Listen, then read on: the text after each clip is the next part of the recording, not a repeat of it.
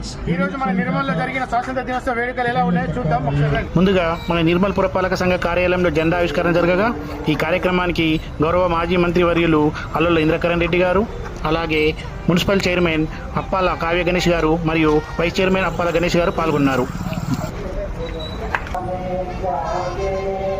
జాతీయ గీతం అనంతరం అందశ్రీ పాడినటువంటి తెలంగాణ రాష్ట్ర పాటను ఆలపించారు.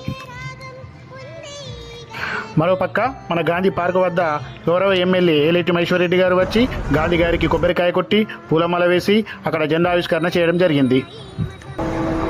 నిర్మల్లో అతిపెద్ద జాతీయ జెండాను ఆవిష్కరించడానికి గౌరవనీయులైన ఎమ్మెల్యే మహేశ్వర్ రెడ్డి గారు, తమతో పాటుగా మున్సిపల్ చైర్మన్ శ్రీమతి అప్పాల కావ్య గణేష్ గారు, అప్పాల గణేష్ చక్రవర్తి గారు వచ్చి జెండా ఆవిష్కరణలో పాల్గొన్నారు.